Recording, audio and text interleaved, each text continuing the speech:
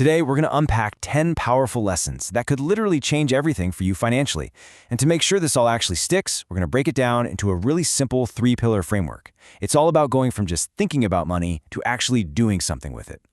So, let's be real for a second. Can just 10 simple lessons actually change your financial future? I mean, you hear so much advice out there, right? It's easy to get totally overwhelmed. But is it possible that just a few core ideas could really be the thing that makes a difference? Well, according to financial expert Humphrey Yang, who's the brain behind these lessons, the answer is a huge yes. He lays out this awesome framework that's built on 3 core pillars. And you know what's interesting? It doesn't start with spreadsheets or numbers. It starts with what's going on up here, in your mind. And that's a perfect lead-in to our very first pillar, mastering your money mindset. Look, before you can ever make your money work for you, you have to get your own head in the game. Your thinking has to be straight. This is the foundation. I mean, everything else we talk about is built on this. Okay, lesson number 1. This one is all about mastering delayed gratification. And honestly, you should think of this as a financial superpower. It's all about resisting that small, immediate hit of dopamine. You know, that fancy dinner out, the new gadget, so you can get a much bigger, better reward down the road. That's how your money gets the chance to compound and turn into something really meaningful, like, say, a retirement you're not stressed about. So, okay, how do you actually do that? Well, lesson 2 gives us this brilliant, super simple rule of thumb. If you can't buy it twice, don't buy it. Think about it. Let's say you're looking at a $500 jacket. If the thought of dropping $1,000 on it right now makes your stomach churn, you probably can't really afford it. It's just a simple gut check that keeps your big spending decisions grounded. But you know, the real challenge isn't just what you buy, it's about why you're buying it. And that leads us straight into lesson 3. You've got to stop comparing your financial journey to someone else's highlight reel. I mean, with social media today, this is a constant, nonstop temptation, and it is a one-way ticket to derailing your own goals. And this idea is captured perfectly in what's called the 30K millionaire trap. We all know this person, right? They make a decent but not huge salary, but they spend every single penny trying to look rich. They're financing cars they can't afford, buying designer clothes, all for the gram. But the person who's actually wealthy, they're doing the opposite. They're living below their means, focusing on their net worth, and chasing their own goals, not chasing likes. All right, that covers the mindset piece. Now, let's move on to our second pillar, because once you've got your head right, it's time to build the habits that actually create some real momentum. You've heard the saying, right? What gets measured gets managed. And that is so true with money. So this brings us to 3 lessons that are just non-negotiable. First, lesson 4, you have to track your expenses. You need to know where your money is going.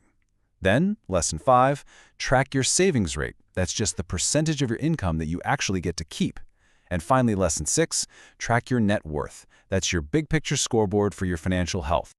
Okay, now for lesson 7, and this one might sound a little backwards at first, but it is so important. When you are just starting out, your savings rate, how much you can put away, is way more powerful than what your investment returns are. Seriously.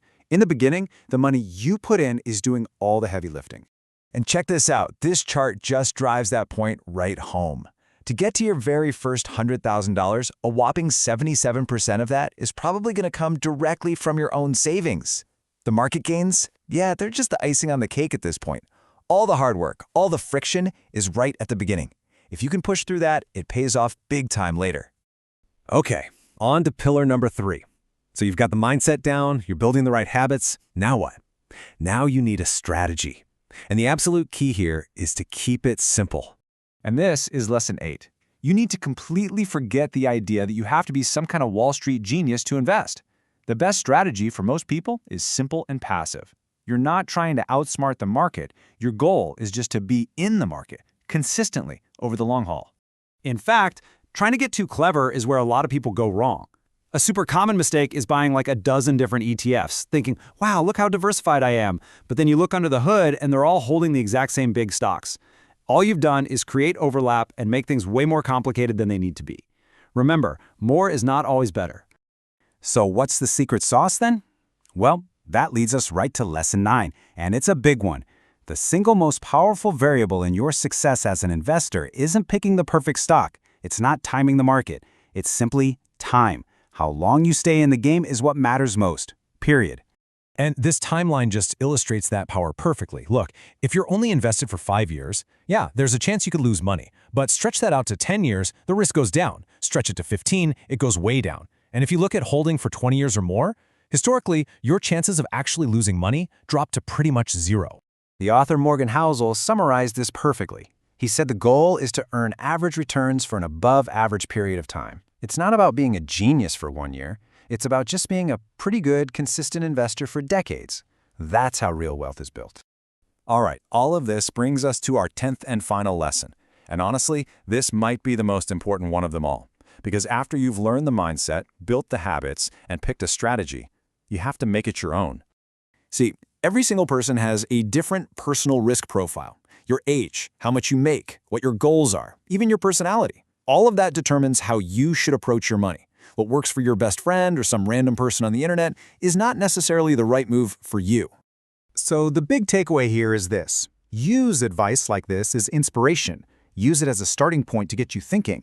But please never, ever follow it blindly. You are the CEO of your financial life. You have to apply your own critical thinking and make sure every decision you make is genuinely the right one for you. So, there you have it. 10 really powerful lessons, broken down into a simple framework that can truly transform your finances.